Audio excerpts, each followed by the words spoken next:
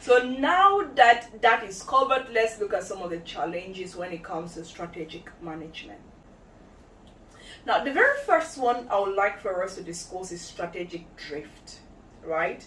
Like several companies have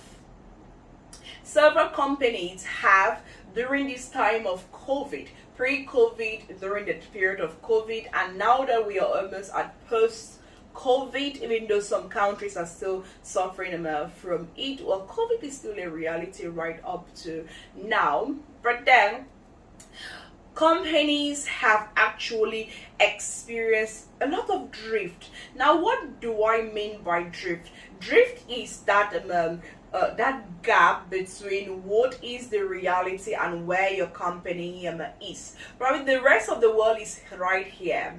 The rest of the world is moving forward. The rest of the world has changed. People's perception has changed. So many things have changed within the business world, but your own company is still like down here. Your own perception about the business world hasn't changed. So that is the number one challenge of strategic management, that aspect of strategic drift. And strategic drift is something that doesn't just affect companies that are in for profit and making, it affects different companies, even those that are not for profit making, public organizations, small companies, large companies, were all the context of strategic management that we are just from discussing. So it's like in the years 2010 when Apple and Samsung understood that their environment has changed and changed alongside this environment. Companies like Nokia and BERT didn't really anticipate this, so that is why they were drifted out of the market. So it is the same thing during this period of COVID. The entire world has changed, but then some companies haven't changed in terms of they haven't adjusted their strategies so as to be in line with the realities in the business environment. The reality in the business environment and your own understanding of the business environment might differ. The business environment might be, let me say, red, but your understanding of it might be blue. I'm just taking an example, all right?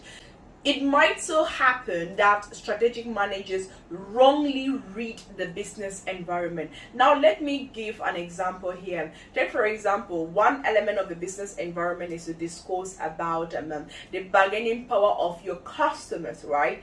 Now, as a strategic manager, you might misinterpret something when it comes to understanding the bargaining power of your customers. Let me say your customers have high bargaining power over your company, but then in your market research you interpreted that customers don't have a high bargaining power, or you don't understand fully the extent of their bargaining power. Now that will make a difference between the reality in the business environment and what you understand from this business environment. So if this keeps persisting, it might get to create a drift between your company and the reality in the external environment. So that's the number one challenge of a strategic management. Now the number two challenge, or the second challenge of strategic management, is that of strategic lenses. Like when you wear like eyeglasses, that's a lens, isn't it?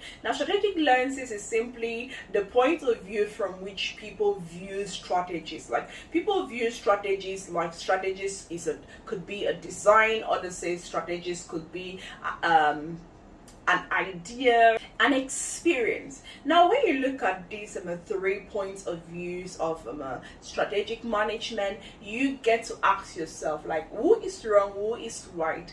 Actually all three are right. It all depends on the industry. Like, what is the reality in that industry, what is the level of competition, and so forth, and so on and so forth. In some industries, it might be okay looking at strategy from the point of view of experience. That one might work so perfectly well in some industries, given the realities in those industries.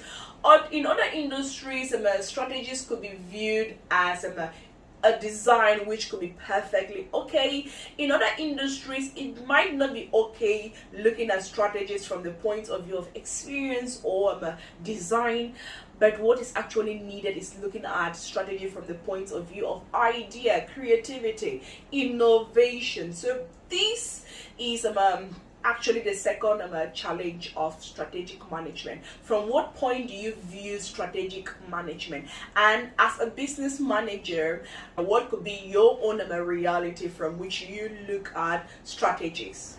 Now, the third challenge of strategic management are some of the changing themes affecting it. For example, globalization, e-commerce, the changing purpose of businesses, like the changing purpose of profit-making organization, not non-profit-making organization, and public organization. Like their purpose are changing. Private organizations are seeking to satisfy the interest of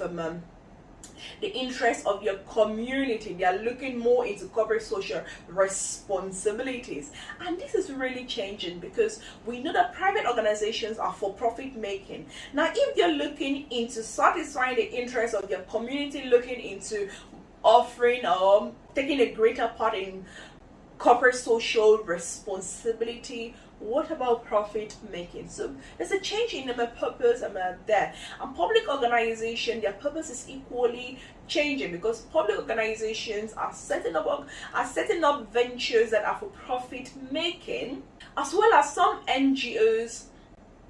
Some social entrepreneurs are looking into profit making activities, non-profit making activities. So there's a whole lot of change in purpose of the players within the corporate spectrum.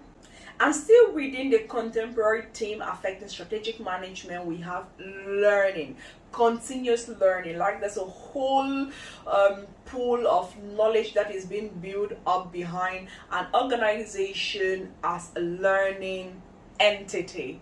Yeah, like an organization has to keep learning as the world is changing, as people's perspective are changing.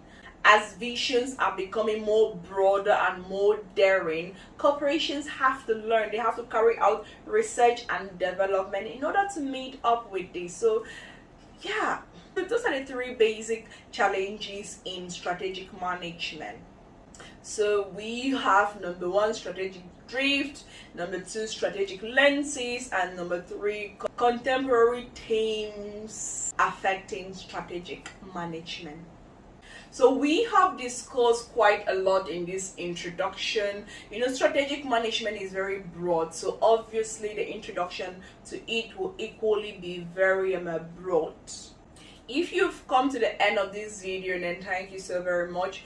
Please do like, subscribe, and then I will be uploading the other parts to this video. And it is fantastic that you've actually watched through the introduction. That way you know what you're going to find in part 2, part 3, part 4, and part 5.